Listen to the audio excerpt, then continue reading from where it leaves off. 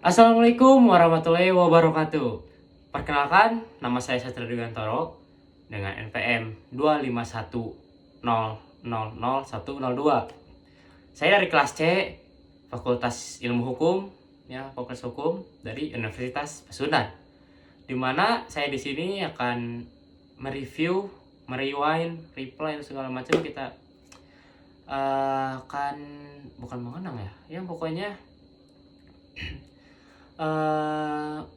melihat ke belakang selama 1 semester saya kuliah, saya dapat ilmu apa aja sih gitu ya. Selama 1 semester saya kuliah dengan matkul kewarganegaraan, dan dosen pengampunya itu adalah Subelo Bapak Dr. Subelo Wiono, SH MPD. Nah, selama 1 semester ini tuh saya tuh dapat apa aja sih dari beliau gitu. Nah, di sini saya akan meng-sharing apa saja yang saya dapatkan gitu, yang saya pahami atau saya ya perhatikan ya, seperti itu. Yang selama 1 semester mengikuti perkuliahan bersama beliau, saya itu tidak hanya menerima nggak hanya menerima materi secara teori gitu, tetapi juga diajak untuk berpikir kayak gimana ya, berpikirnya kritis gitu, reflektif juga, dan berani bertanggung jawab, seperti itu. Nah, berani bertanggung jawab seperti apa sih? Nah, berani bertanggung jawabnya tuh atas sikap serta pemikiran saya ya sebagai mahasiswa, sudah jelas karena saya masih ya mahasiswa gitu kan.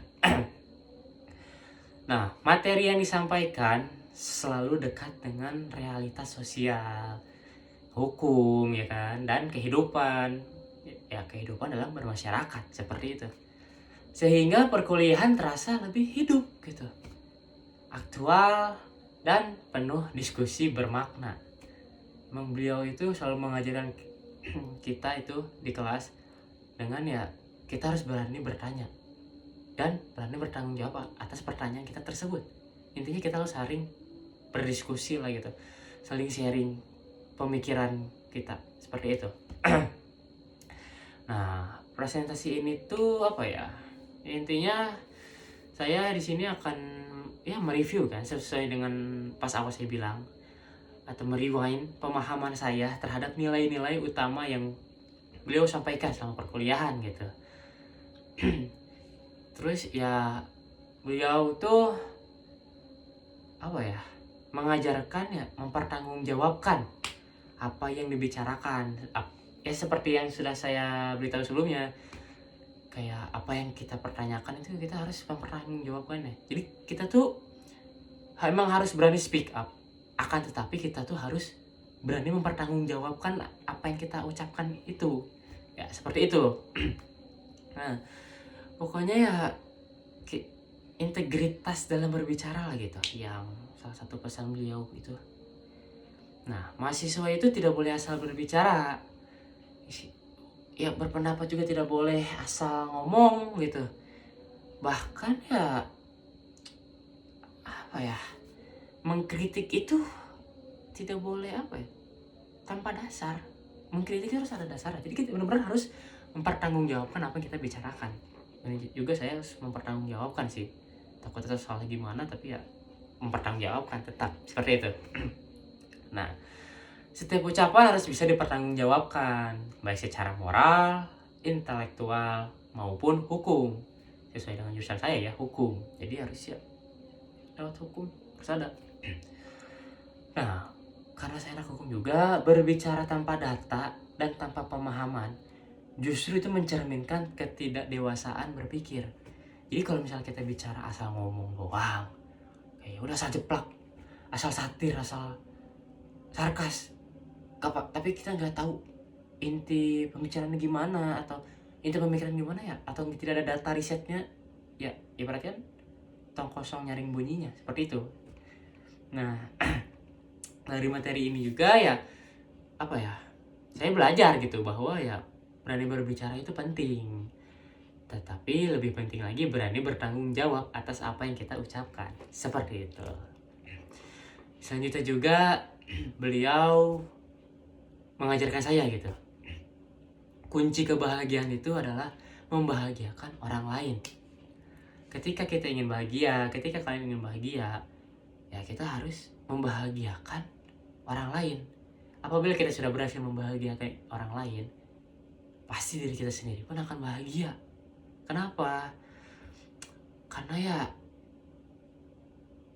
apabila orang lain sedang kesusahan, kita bantu, kita buat mereka bahagia. Intinya apa ya? Sharing kebahagiaan lah gitu. Makanya kebahagiaan itu tidak selalu tentang diri sendiri. Gitu. Kebahagiaan sejati itu justru lahir dari sikap peduli terhadap orang lain. Itu sih salah satu tagline yang beliau ucapkan yang menjadi core memory saya lah ya.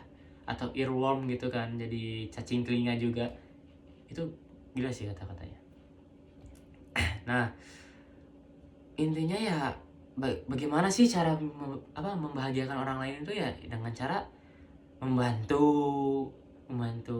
orang lain ketika kesulitan, menghargai apapun itu pendapat atau gimana, kita menghargai dalam hal apapun itu kita harus menghargai dan tidak merugikan sesama, seperti itu. Pokoknya harus saling menguntungkan, tidak boleh merugikan. Kita juga harus memiliki empati sosial di tengah kehidupan bermasyarakat, seperti itu. Ya pokoknya mah intinya di hal ini beliau mengajarkan bahwa bahagia bukan soal memiliki banyak, tetapi soal memberi manfaat, seperti itu. Selanjutnya juga beliau mengajarkan bahwa kita itu harus menghindari korupsi dengan cinta kepada sesama. Nyambung dengan sebelumnya, apabila kita membahagiakan orang lain, cinta sesama, ya kita akan menghindar dari korupsi, terhindar dari korupsi, seperti itu. Ya korupsi itu bukan hanya masalah hukum lah ya, bukan hanya masalah hukum doang, tetapi masalah moral dan kemanusiaan, seperti itu. Ya menurut materi yang beliau sampaikan gitu kan, orang yang benar-benar mencintai sesama tidak akan tega merampas hak orang lain, seperti itu. Ya contohnya aja ya seperti misalnya saya ulang tahun. Nah, saya membagikan kue ulang tahun kepada 5 teman saya gitu misalnya. Nah, setiap orang tuh kebagian satu potong lah, seperti itu. Gede kan? Atau ya pokoknya kebagi satu potong lah setiap orang, tapi ini ada satu orang yang licik. Seharusnya satu potong tuh ya potongan gede, tapi dia ngambil satu potong setengah, dimana mengambil setengah potongan dari orang lain. Itu kan namanya ya merampas hak orang lain. Ya contoh seperti itu contoh hal dekatnya saja, seperti itu ya. Nah, korupsi itu merusak keadilan sosial ya kan. Terus juga merugikan masyarakat luas, benar-benar secara luas gitu. Bertentangan dengan nilai kemanusiaan dan Pancasila. Sudah jelas. Nah, dari sini saja saya memahami bahwa pencegahan korupsi itu dimulai dari hati, bukan hanya dari aturan hukum. Intinya dari diri sendiri lah ya, dari dalam hati gitu. Dan juga beliau itu mengajarkan bahwa mahasiswa harus pintar, bukan sekedar demo tidak jelas. Itu tagline-nya sih. Intinya ya mahasiswa itu memang memiliki peran sebagai agen perubahan. Ya, tapi beliau menekankan gitu bahwa aksi harus disertai pemahaman. Lanjut lagi dengan pembahasan yang awal-awal tuh. Ya kita boleh berbicara tapi harus dengan by data, by riset. Kita nggak harus mempertanggungjawabkan gitu. Nah, demo tanpa tujuan dan kajian yang jelas justru mencoreng intelektualitas mahasiswa. Nah, seperti itu kan. Mahasiswa harus kritis, berbasis data dan solusi, seperti itu. Nah, pintar berpikir juga harus lebih penting, ya kan? Pintar berpikir itu lebih penting daripada sekedar ramai bersuara. Bersuara boleh, tapi kita harus pintar juga. Apa sih yang kita suarakan? Seperti itu. Jangan malah ikut menyuarakan, tapi kita malah nggak tahu. Saya mah cuma ikut-ikut aja, tidak boleh. Kita harus bisa, ya apa yang kita suarakan, kita tuh harus tahu, oh kita tuh menyuarakan akan hal ini, maka ya kita suarakanlah hal itu. Seperti itu. Jangan ditanya apa yang disuarakan malah tidak tahu, tidak paham. Itu tidak boleh. Begitu. Nah, jadi ya pesannya itu, beliau itu mengajarkan bahwa intelektual sejati adalah yang berpikir jernih, bukan emosional. Seperti itu. Utamakan pemikiran itu. Harus dipikirkan dulu sebelum berbicara, seperti itulah. Jangan mengedepankan cuma emosional doang. Ya, begitu mungkin kurang lebih. Nah, terus selanjutnya juga beliau tuh bilang, di balik kerusuhan ya intinya di balik setiap kerusuhan itu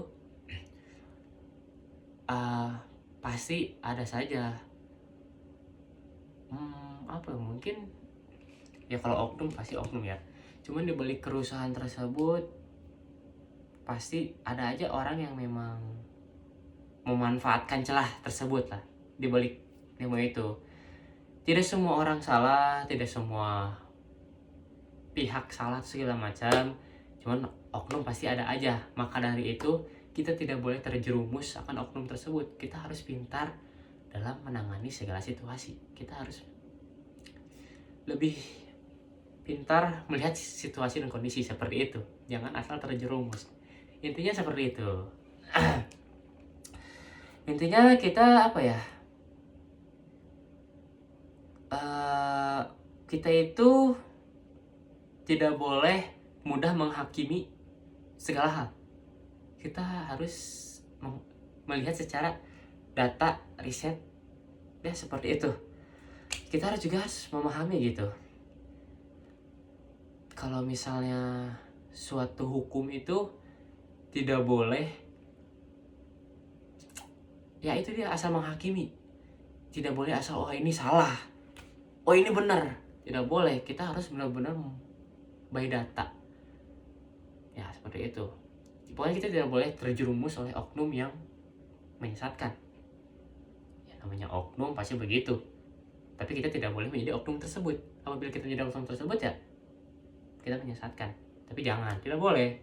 Tidak boleh seperti itu. Kita boleh beropini asalkan by data, by riset, dan memang bahwa opini kita itu bertujuan untuk hal positif, bahwa memang untuk mensejahterakan semuanya, memberikan keadilan kepada semuanya, semua belah pihak, bukan menguntungkan satu pihak saja, seperti itu.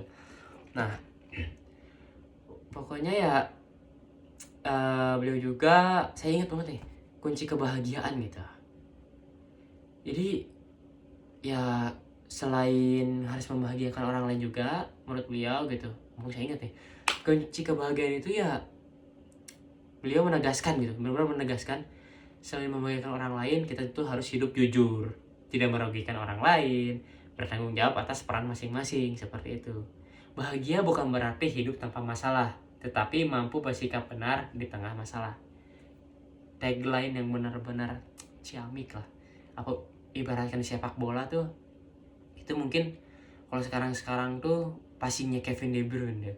Wah gila, ciamik banget passingnya. Ya seperti itu. Nah,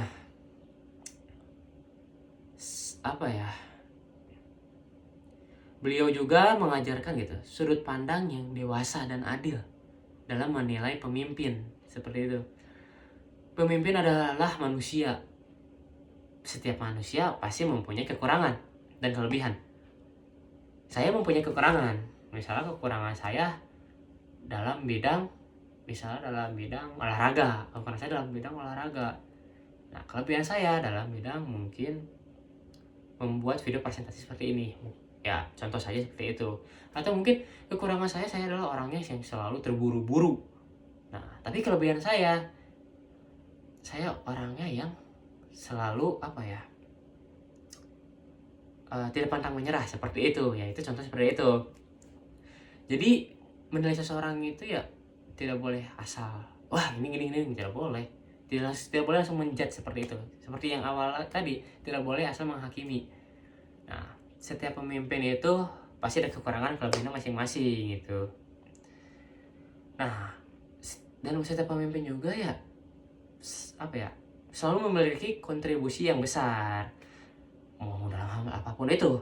Jadi kita tidak bisa menghapus oleh satu kesalahan beliau saja. Di mana ada kekurangan pasti ada kelebihan. Saling balance lah, saling menopang satu sama lain. Jadi ya gak boleh menghilangkan salah satu hal tersebut. Hal kebaikan sebesar apapun itu, kita gak boleh ngehilangin itu dengan satu kesalahan yang mungkin sepele atau gimana. Tidak boleh seperti itu.